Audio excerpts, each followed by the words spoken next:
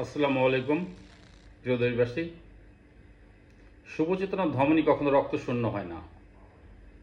হৃদযন্ত্র স্তম্ভিত, রক্ত প্রবাহিত, চেতনা তরঙ্গিত।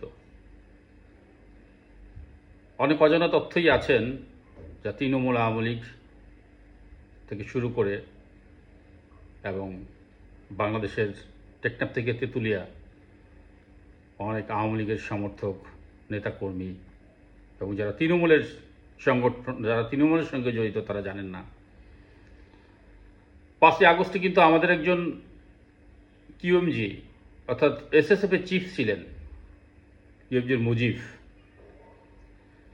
4 তারিখে যে আপনারা প্রেস কনফারেন্স করেছিলেন, প্রেস কনফারেন্সের মাধ্যমে এবং পার্টির জেনারেল সেক্রেটারিকে একটা মেসেজ দিয়েছিলেন যে জেলা পর্যায়ে প্রতিটি প্রেসিডেন্ট এবং সভাপতি এবং সাধারণ সম্পাদককে মেসেজ দেওয়ার জন্য যে 5 তারিখে যেন আওয়ামী লীগের নেতাকর্মীরা মাঠে থাকেন। দুঃখজনক হলেও সত্য, কিউএমজির মুজিব আপাকে যে বলেছিলেন যে আপা আপনি কি রক্তপাত চান, আপনি কি মানুষের লাশ চান? আপা বলছিলেন যে না, আমি কোনো রক্তপাত চাই না, আমি কোনো লাশ চাই না। তখন তিনি উত্তরে বললেন যে আমি প্রমিস করলাম আমি 10,000 শ্রমিক নিয়ে থাকবো, 10,000 সোলজার নিয়ে আমি মাঠে থাকব, আমি প্রতিহিত করব। তখন আপা তার কথা মোতাবেক আবার প্রেস কনফারেন্স করে জেনারেল সেক্রেটারিকে মেসেজ দিলেন যে ওই যে মেসেজ প্রতিটা জেলার প্রেসিডেন্ট এবং সেক্রেটারিকে দেওয়া হয়েছিল সেগুলো ঘুরিয়ে দাও। তারপরে পার্টির আমাদের অধম সাধারণ সম্পাদক ওবায়দুল কাদের সাহেব তিনি বললেন 5 তারিখে আওয়ামী লীগের নেতাকর্মীরা ঘরে থাকবেন। স্বৈরশাসক কখনো যায় না। এই ধরনের বিপ্লব, এই ধরনের মিলিটারি সাবকু, এই ধরনের সবকাপ দিয়াতাজ সবসময় একটা এজেন্ডা থাকে, কিন্তু পিছনে অনেক এজেন্ডা থাকে যা আমরা দেখতে পাই না। পরবর্তীতে মৎস্যনয়ত হয়, মানে বড় মাছ ছোট মাছকে খেয়ে ফেলে, যেটা হয়েছে। যাই হোক, 5ই আগস্টের আগে এবং পরে প্রত্যেকটা হত্যা থেকে শুরু করে ম্যাটিকুলাস ডিজাইন থেকে শুরু করে এগুলো বলবো। আজকে আমি এর মধ্যে কিছু কথা বলবো।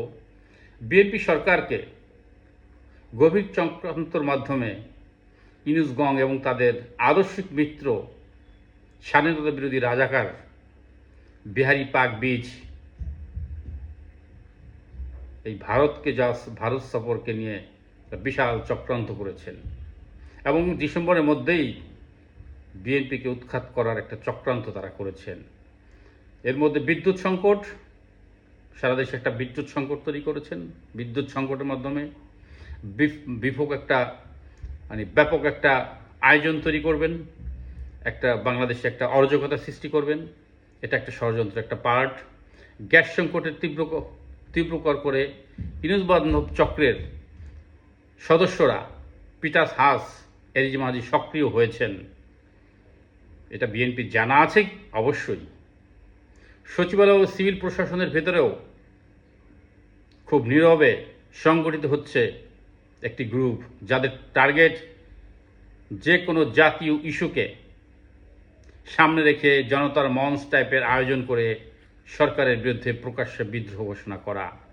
সশস্ত্র বাহিনীর একটা অংশ ভিতরে চলছে ষড়যন্ত্র, নেতৃত্বে আছেন কঠোর পাকিস্তানপন্থীরা। কঠোর পাকিস্তানপন্থীরা অবসরপ্রাপ্ত সামরিক কর্মকর্তাদের কেউ কেউকে গোপনে জামাতুল মুজাহিদ বাংলাদেশ, জেএমবি, আনসার আল ইসলাম, দাওয়াতুল ইসলাম সহ বিভিন্ন উগ্রবাদী ও জঙ্গি সংগঠনকে আর্থিক সহযোগিতা করছেন। পাশাপাশি কিছু বিতর্কিত ইসলামী বক্তা নেতাকেও দিয়েও বিভিন্ন অনুষ্ঠানের আয়োজন করা হচ্ছে। ইউনূস বয়সে ভারে নাজুক হলেও বুদ্ধিতে উনি খুব সাচ্চা, কারণ তাদের পূর্বতীন পুরুষরাই সাচ্চা সুদের ব্যবসায়ী ছিলেন। হিসাবে উনি খুব নাজুক, হিসাবে উনি খুব সাচ্চা, বয়সের ভারে নাজুক হলেও। এমন তথ্য পাওয়া যাচ্ছে। প্রধানমন্ত্রী ভারত সফরকে ঘোষণার পর থেকেই এই চক্রটি সারা দেশে বিক্ষোভ কর্মসূচির আয়োজন এবং বিভিন্ন সিদ্ধান্তের প্রতিবাদ জানাচ্ছেন। বাংলাদেশের জাতীয়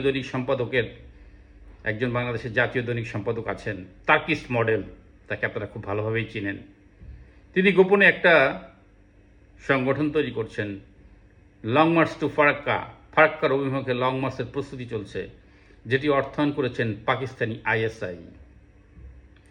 প্রধানমন্ত্রী তারেক রহমানের ভারতের সফরের ঘোষণা আসা মাত্রই সামাজিক যোগাযোগ মাধ্যমে ইউনুস গং এবং পাকিস্তানপন্থীরা মূলত মাদ্রাসা শিক্ষার্থীদের দ্বারা ব্যাপক অপপ্রচার শুরু করেছেন ইতিমধ্যেই।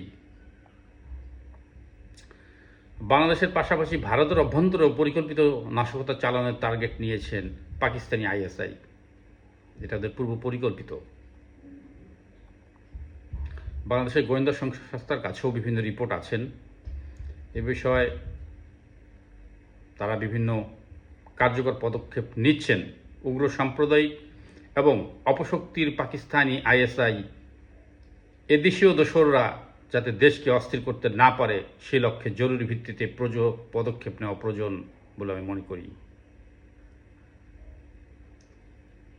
My defects does not indicate my victory is impossible. আমার পরাজয় নিশ্চিত করে না যে আমার বিজয় সম্ভব। আমি নৈরাশ্যের ঘন আধারেও আশার আলো দেখতে পাই। আমি একজন আশাবাদী মানুষ। আপনারা হতাশ হবেন না। বাংলাদেশে এখনও 40% লোক জননেত্রী শেখ হাসিনা বঙ্গবন্ধুর নৌকার আওয়ামী লীগকে বিশ্বাস করে এবং তাদের মতাদর্শে এখনও বিশ্বাসী। আমরা একটা ট্রুথ অ্যান্ড রিকনসিলিয়েশন চাই, আমরা ট্রুথ অ্যান্ড হিলিং চাই। সত্য মীমাংসার পথে যেখানে থাকতে পারি, সত্য মীমাংসার পথে আমরা ক্ষত সারাতে পারি। আসুন, আমরা দেশকে ভালোবাসি। মানুষ বাঁচে আশায়, দেশ বাঁচে ভালোবাসায়। আপনারা ভালো থাকবেন, সুস্থ থাকবেন। ইনশাল্লাহ বিজয় আমাদেরই হবে। জয় বাংলা, জয় বঙ্গবন্ধু।